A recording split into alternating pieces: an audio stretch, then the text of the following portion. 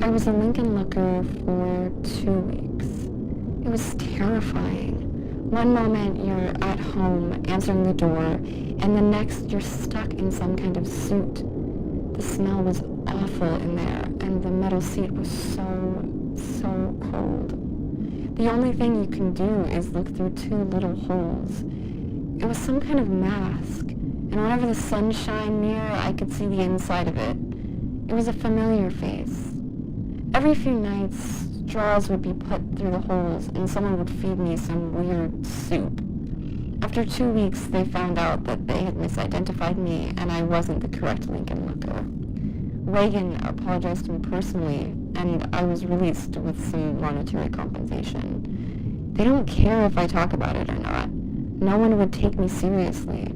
Lincoln-looking is just too absurd.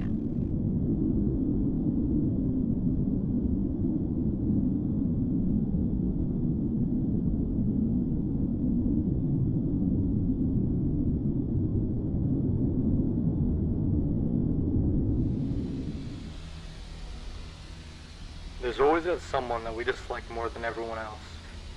Not usually famous or important, but they've done something that's affected us personally. Often you're the only person who remembers this act. It may not have been that bad, but memory hurts. Everyone experiences this, and the president is no exception. Except he can do something about it. Every president can choose one person to be a Lincoln-looker. After the alibi is fabricated, the person is abducted from their home, and they stay a Lincoln-looker for as long as the president sits in office. Nobody can question his decision, and there's no trial. You might be surprised, but it's nothing new. It's been a tradition. Lincoln-lookers have been around for a very long time.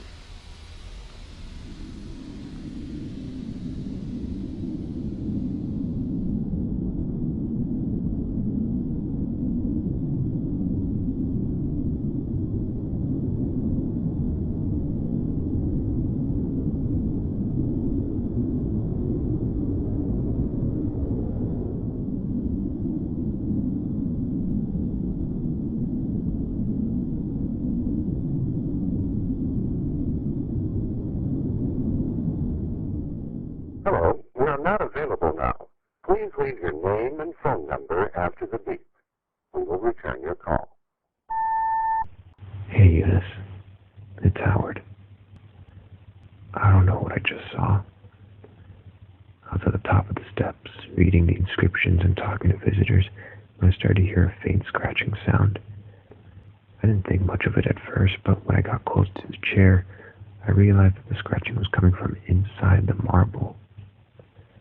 So I went to a guard and asked whether she could do anything about animals that could be trapped in there. She told me not to worry about it, and that they'd take care of it once there were fewer visitors.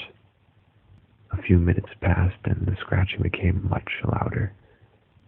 I went back to the guard and asked what kind of animals usually got stuck in there, and she said, wild animals.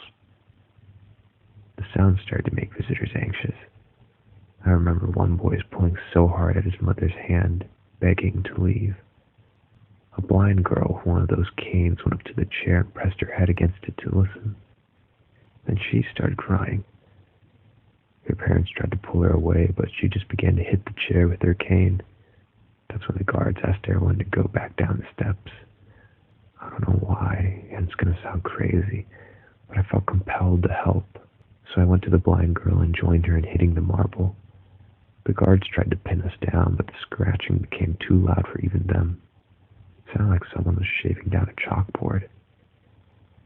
Eventually the marble began to crack, and a few more hits caused the crevice to expand all the way to the top of the chair.